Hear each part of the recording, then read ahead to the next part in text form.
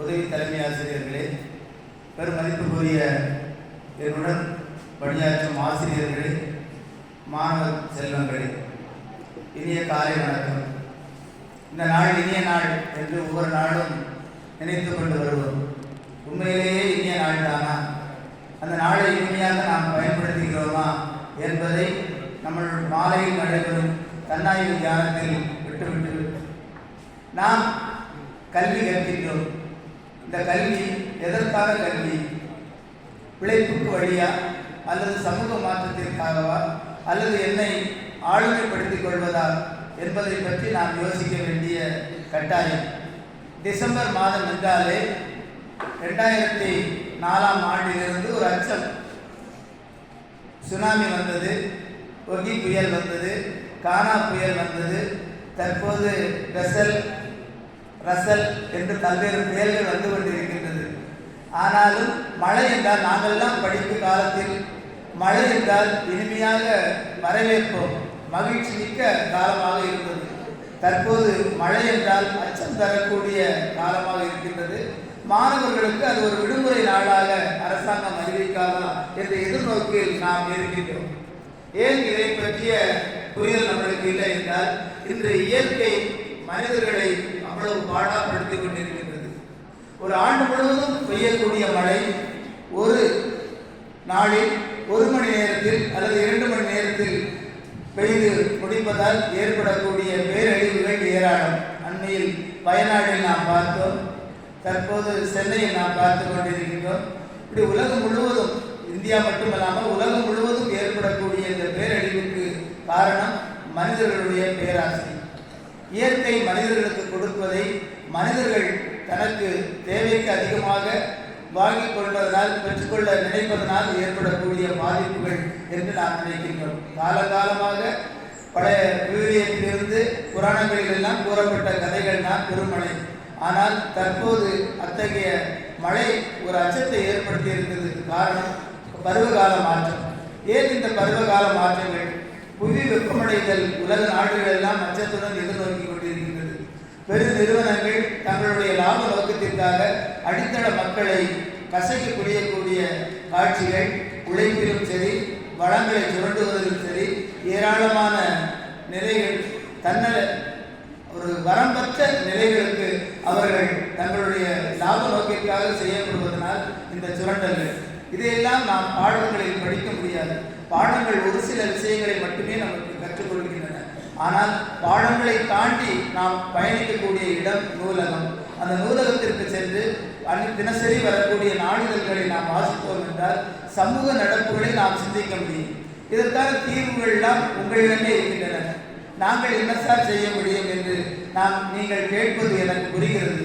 Greta துன்பர் அப்படிங்கிற ஒரு சிறிய 9 வயது பெண்மணி, சிறிய குழந்தை, அமெரிக்காவில் நடைபெறக்கூடிய ஐக்கிய நாடு சபையில் பருவகால மாற்றத்தில் 128 நாடுகளுடைய தலைவர்கள் கூடியிருந்த சபையில் உரையாற்றிய உரை உலகம் முழுவதும் வைரலாக மாறியது நீங்கள் அறிந்திருப்பீர்கள். அவள் சொல்லக்கூடிய முதல் வார்த்தை இதுதான்: உலகம் உங்களை மன்னிக்காது, உலகம் உங்களை மன்னிக்காது என்று. ஏனென்றால் சிறுவர்களாகிய நாங்கள் வாழ்வதற்கு எதிர்கால நம்பிக்கையாக இருக்கக்கூடிய இந்த பூமியை நீங்கள் மாசுபடுத்தி வருகின்றீர்கள், உங்கள் சுயநலத்திற்காக அழித்து வருகின்றீர்கள். அது பெரிய அதிர்வுகளை ஏற்படுத்தியது. இது போன்ற குழந்தைகள் பேசக்கூடிய அந்த பேச்சுகள் தான் சமூக மாற்றத்திற்கான அடையாளமாக பார்க்கப்படுகிறது. உங்களுக்கும் அதே போன்ற கல்வியை தான் இந்த இயேசு சபை கல்வி நிறுவனங்களும் கார்மல் கலைமனையும் உங்களுக்கு வழங்கி வருகின்றது. உங்களிடம் கல்வி கற்பிக்கும் ஆசிரியர்கள் உங்களை செழுமைப்படுத்துவதற்காகத்தான் பல்வேறு விதமான ஆக்டிவிட்டீஸ்கள் கொடுக்கிறார்கள். ஒரு நெல் வயலில் எடுத்துக்கொண்டீர்கள் என்றால் சில சமயங்கள் களைகள் இருக்கும். களையை 2 மாதத்துக்கு அல்லது 1 மாதத்துக்கு ஒரு முறை களைகளை பறிப்பார்கள். ஒரு 300 நாட்கள் விளையக்கூடிய அந்த பயிர்களில் ஒரு 3 மாதம் 2 மாதங்களுக்கு களைகளை எடுக்கும்போது அந்த கதிர்கள் நல்லா முற்றி திரட்சியாக இருக்கும். ஒரே ஒரு நெல்மணியை தான் நாம் நட்டு வைக்கின்றோம். ஆனால் ஒரு நெல்மணியிலிருந்து 250 நெல்மணிகள் உருவாகின்றன. எப்படி இது சாத்தியமாகிறது? அது இயற்கை. அந்த களைகளை எல்லாம் பறிக்கும் போது, நீர் பாய்ச்சும் போது, உரம் ஏற்றும் போது அது தன்னுடைய பலன்களை கொடுக்கின்றது. அதுதான் அதே போன்றுதான் மாணவர்களே, உங்களை ஆசிரியர்கள் ஒரு சில கலைகள் உங்களிடம் வேண்டாத பழக்கங்கள். ஏனென்றால் ஆசிரியர்கள் ஒரு அனுபவம் மிக்கவர்கள். அவர்கள் இந்த உலகத்தில் உங்களுக்காக இரண்டாம் பெற்றோராக அல்லது தெய்வத்திற்கு சமமான பணிகளை செய்பவர்களாக இருக்கிறார்கள். அவர்கள் உங்களை நெறிப்படுத்தும் போது, அதை கலைகளை கொடுக்கும் போது நாம் அதை மகிழ்வோடு ஏற்றுக்கொள்ள வேண்டும். உங்களுக்கு ஒரு கதை சொல்லியிருப்பார்கள். சிற்பி ஒரு சிலையை செதுக்குவதற்கு கல்லை தேடுகிறார். ஒரு கல் என்னைக்கு வலி தாங்க முடியவில்லை என்று கூறுகிறது. அந்த கல்லை விட்டு விடுகிறார். ஒரு கல் உடைந்து விடுகிறது. ஆனால் ஒரு கல் மட்டும் தனக்கு தேவையான வலிகளை பொறுத்து கொண்டு இருக்கின்றது. அந்த வலி தாங்க முடியாத கல்லை படிக்கல்லாக போடுகிறார். உடைந்து விட்ட கல்லை அந்த கட்டணம் கட்டுவதற்கு பயன்படுத்துகிறார். ஆனால் வலி தாங்கி தன்னை செழுமைப்படுத்திக் கொண்ட அந்த கல்லை சிலையாக, தெய்வத்தின் சிலையாக வழிபடுகிறார். அந்த வழி முதலில் வலியை தாங்குவதற்கு அச்சப்பட்ட அந்த கல் கடைசி வரை எல்லோரும் விதித்து செல்லக்கூடிய படிக்கல்லாக இருக்கிறது. நீங்கள் எல்லாம் பார்த்திருப்பீர்கள், விநாயகர் கோயில்களில் விடலை தேங்காய் வீசக்கூடியது. அதே போன்ற அந்த தினசரி வலிகளை தாங்கிக் கொண்டிருக்கக்கூடியதாக மாறுகிறது. ஆனால் கற்பகரத்தில் இருக்கக்கூடிய அந்த சிற்பம், சிலை தினசரி அது அனைவராலும் தொழக்கூடிய அளவிற்கு ஒரு வலிமை மிக்கதாக வழிபாடு செய்வது, மற்ற வழிபடக்கூடியதாக மாறுகிறது. இது போன்றுதான் நம் மாணவ பருவத்தில் வறுமை நம்மளுக்கு இருக்கும், குடும்பத்தில் பிரச்சனைகள் இருக்கும், சமூகத்தில் பிரச்சனைகள் இருக்கும். நம்மை கெடுப்பதற்கு 1000 சமூக விரோத செயல்கள் நம்மளை கீழே எடுக்கும். பாம்பு கட்டடத்தை போல ஏணி ஒன்றுதான் இருந்தாலும் பாம்புகள் ஏராளமாக இருக்கும். மேல்நிலைக்கு சென்றவுடன் கடைசியில் கீழே கொண்டு வந்துவிடும். ஆனால் அதையெல்லாம் தாண்டி செல்லக்கூடிய அளவிற்கு நாம் பக்குவப்பட்டால் தான் உயர்நிலையை வெற்றிக்கனியை அடைய முடியும். உங்களை பார்க்கும்போது நீங்கள் ஒரு மருத்துவராகவோ அல்லது ஒரு பொறியியலாளராகவோ ஒரு அரசியல்வாதியாகவோ அல்லது ஒரு வழக்கறிஞராகவோ இருந்தால் மட்டும் பெருமை கிடையாது.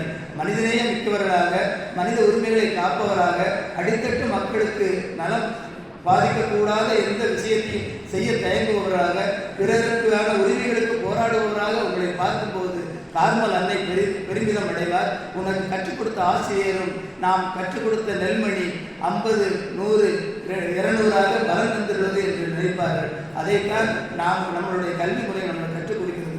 வெறும் பாட அறிவுகளை பெற்றுக்கொண்டு பாடத்தில் மதிப்பெண்களை பெறுவது மட்டும் கல்வி கிடையாது என்பதை உணர்ந்து கொள்ளுங்கள். முக்கியமாக நான் கேட்கக்கூடியது, என்னுடைய வகுப்புகளில் நாம் சொல்லக்கூடியது, கேள்வி கேட்டு பழகுங்கள் என்பதுதான். கேள்வி கேட்பதுதான் அறிவின் தொடக்கம். கேள்வி கேட்பதுதான் சமூக மாற்றத்தின் அடையாளம். ஏன், எதற்கு, எப்படி என்ற கேள்விகள் நம்மளுக்குள்ளே உருவாக வேண்டும். தாமஸ் ஆல்வா எடிசன் கேள்விகளை கேட்டார். ஏன் அந்த இரவு நேரத்தில் வெளிச்சத்தை கொண்டு வர முடியாது என்ற கேள்விகள் கேட்டார். மின்விளக்குகள் கண்டுபிடிக்கப்பட்டன. ஐசக் நியூட்டன் மேலே இருந்து கீழே விடும் ஆப்பிள் பழத்தை அவர் ஏன் மேலே செல்ல மாட்டேங்கிறது, கீழே விடுகிறது என்று யோசித்தார். அந்த கேள்விகளை எழுப்பினார். விடை புவியீர்ப்பு விசை கண்டுபிடிக்கப்பட்டது. பறவைகள் பறக்கின்றன, நம்மாலும் ஏன் பறக்க முடியவில்லை என்ற கேள்விகள் கேட்டார். நாம் பறக்கக்கூடிய வானூர்திகளை ரைட் சகோதரர்கள் கண்டுபிடிக்கப்பட்டார். ஒவ்வொரு விஞ்ஞானிகளுக்கு அடிப்படையில் கேள்விகள் தான். இந்த கேள்விகள் எப்படி உருவாகும்? வாசிப்பதனால் தான் உருவாகிறது. நம்மளுடைய இயேசு சபை கல்வியில் ஒரு மிகப்பெரிய சிறப்பு கணல் புத்தகங்கள் கொடுக்கின்றார்கள். ஒவ்வொரு வகுப்பறையிலும் விலை மதிப்பற்ற அந்த புத்தகங்கள் விலையில்லாமல் கொடுக்கப்படுகின்றன. எத்தனை பேர் அதை வாசித்திருக்கிறீர்கள்? எத்தனை பேர் அதில் தன்னுடைய படைப்பு வர வேண்டும் என்று விரும்பி இருக்கின்றோம்? அதை யோசித்து பார்க்க வேண்டும். நிறைய புத்தகங்களை வாசிக்கத்தான் நம்மளுக்குள் ஒரு சிந்தனைகள் ஊறும். வெள்ளத்தனைய மணற்கீட்டம் சொல்லுவாங்களா, மணற்கேணியை போல தோண்ட தண்ணீர் ஊற்றுவதை போல நம் வயதுக்கு ஏற்ப அறிவு தாமரை மலர் நீர் மட்டத்துக்கு ஏற்ப தன்னுடைய தண்டை உயர்த்தி கொள்வதற்கு போல நானும் 6ஆம் வகுப்பில் இருந்து 12ஆம் வகுப்பு வரைக்குள் நான் என்னை உயர்த்தி இருக்கிறேன், எவ்வாறு என்னுடைய ஆளுமை பண்புகளை உயர்த்தி இருக்கிறேன் என்பதை நாம் பார்ப்போம். இந்த மேடையில் பேசக்கூடிய ஒவ்வொருவருக்கும் பொன்னாடை கொடுத்துகிறது. எனக்கு அந்த பொன்னாடை விடாதா என்ற கேள்விகள் ஒவ்வொருவருக்கும் விட வேண்டும். அதே போல்தான் துளிர் என்கிற ஒரு பத்திரிகையை கொடுக்கிறது. விஞ்ஞான துளிர் 180 மாணவர்கள் வாங்கிக் கொண்டிருக்கிறார்கள். டிசம்பர் 11ஆம் தேதி அதற்கான தேர்வு. அதில் அறிவியல் செய்திகள் அதிகமாக வருகின்றன. நீங்கள் பிற்காலத்தில் ஒரு தேர்வை, அரசு தேர்வை பயமின்றி எழுதுவதற்கு கணிப்பொறி கோடி சீட்டில் எழுதுவதற்கான வாய்ப்புகளை அது உருவாக்கி இருக்கிறது. நாம் எத்தனை பேர் அதில் சேரதற்கு ஆசைப்படுகிறோம்? 6 முதல் 12 வரைக்கும் படிக்கக்கூடிய அந்த துளிர் புத்தகங்கள் உங்களை மேல் வகுப்புக்கு செல்லும் போது ஒரு சிந்தனையாளராக, ஒரு ஆய்வாளராக உருவாகும். அத்தகைய ஆய்வாளராக நீங்கள் உருவாக வேண்டும் என்று கேட்டுக்கொண்டு நிறைவாக நீங்கள் இருக்கக்கூடிய அந்த மண்ணை பாருங்கள், எவ்வளவு பொன் போன்றது. மேலே இருக்கக்கூடிய அந்த இலைகள் பூமியில் விழுந்து அது மக்கி போகிறது. ஆனால் நாம் பயன்படுத்தி கொண்டு வீசக்கூடிய நெகிழி குப்பைகள், ஜான்ட்ரி பாக்ஸினுடைய கருவிகள் இன்னும் வீசக்கூடிய பிளாஸ்டிக் குப்பைகள் எல்லாம் வற்றி போகின்றதா என்பதை யோசித்து பார்க்க வேண்டும். இன்றைக்கு கன்னியாகுமரி மாவட்டம் கேன்சர் அதிகமாக பாதிப்புக்குள்ள மாவட்டமாக இருக்கின்றது. அதில் நான் ஒரு காரணமாக இருக்கக்கூடாது. நான் நெகிழிகளை பயன்படுத்துவதற்கு தப்பில்லை, ஆனால் அதை மறுசுழற்சி உட்படுத்துவதற்கு ஒவ்வொரு வகுப்பறையிலும் ஒரு மக்காத குப்பைகள் வீசக்கூடிய சிவப்பு வண்ணம் பூசப்படக்கூடிய ஒரு குப்பை தொட்டி இருக்கின்றது. அதில் நாம் உண்மையான நெகிழி குப்பைகளை தான் போடுகிறோமா என்பதை யோசித்து பார்ப்போம். அதை தீயிட்டு கொடுக்கக்கூடாது என்பதையும் அதெல்லாம் தான் இந்த பருவகால மாற்றத்திற்கு ஒரு அடையாளமாக இருக்கின்றது. புவி வெப்பமடைவதற்கு ஒரு அடையாளமாக இருக்கின்றது. எனவே புவியை தெய்வமாக பூமா தேவி என்று கூறுவார்கள், தாய் மடி என்று கூறுவார்கள். அத்தகைய பூமியை நான் மாசுபடுத்தக்கூடாது. நான் வாழ்வது ஒரு 50 ஆண்டுகளிலிருந்து ஒரு 100 ஆண்டுகள் இருக்கலாம். ஆனால் எனக்கு முன்னால் ஒரு 5000 10,000 ஆண்டுகளுக்கு முன்னால் வாழ்ந்து கொண்டிருக்கின்றார்கள், எனக்கு அப்புறமும் வாழ்ந்து கொண்டிருக்கின்றார்கள். எனவே இந்த பூமி எனக்கு சொந்தமில்லை, எனக்கு வருங்கால தலைமுறைக்கான சொந்தம். எனவே இதை நான் விட்டு செல்ல வேண்டும் என்று, அதற்கான வளமான வாழ்க்கைக்கு அவர்கள் விட்டு செல்ல வேண்டும் என்று கூறி நிறைவாக உங்களுக்கு ஒரு இயற்கையான ஒரு பாடல். நாம் ஏற்கனவே பல முறைகள் பாடியது தான், ஆனால் மீண்டும் ஒரு முறை நாம் அதை பாடிவிட்டு நிறைவு செய்கிறேன். இந்த உலகம் இனியது, நமது வாழ்வும் இனியது, நல்ல நீரும் நல்ல காற்றும் எல்லோருக்கும் உரியது. இந்த உலகம் இனியது, நமது வாழ்வும் இனியது, நல்ல நீரும் நல்ல காற்றும் எல்லோருக்கும் உரியது. நல்ல நீரின் தன்மையை நாசமாக்க நினைப்பதா, வீசும் காற்றின் தூய்மையை வீணாய் கெடுக்க முயல்வதா. நல்ல நீரின் தன்மையை நாசமாக்க நினைப்பதா, வீசும் காற்றின் தூய்மையை வீணாய் கெடுக்க முயல்வதா. இந்த உலகம் இனியது, நமது வாழ்வும் இனியது, நல்ல நீரும் நல்ல காற்றும் எல்லோருக்கும் உரியது. காற்றை காக்க குரல் கொடு, நீரை காக்க தோள் கொடு. காற்றை காக்க குரல் கொடு, நீரை காக்க தோள் கொடு. பூமி காத்து பசுமையாக்க ஊரை சேர்த்து புறப்படு. பூமி காத்து பசுமையாக்க ஊரை சேர்த்து புறப்படு. இங்கே பாடல் பார்ப்போம். இந்த உலகம் இனியது, நமது வாழ்வும் இனியது, நல்ல நீரும் நல்ல காற்றும் எல்லோருக்கும் உரியது. டெல்லியில் மக்கள் வாழ்வதற்கு தகுதியற்ற தன்மையாக காற்று மாசு உலகத்தில் 2வது இடத்தில் இருக்கிறது. பாகிஸ்தான் காற்று மாசில் முதல் இடத்தில் இருக்கின்றது. இன்று நாம் குடிநீரை சுமந்து கொண்டு வருவது போல் ஆக்சிஜன் சிலிண்டரை சுமந்து கொண்டு வரக்கூடிய காலங்கள் வெகு சில நாட்களில் வரும். எனவே இந்த உலகம் இனியது, நமது வாழ்வும் இனியது, நல்ல நீரையும் நல்ல காற்றையும் காப்பது நம் எல்லோருக்குமான கடமை என்று கூறி வாய்ப்புக்கு நன்றி கூறி விடைபெறுகிறேன். நன்றி. இந்தியா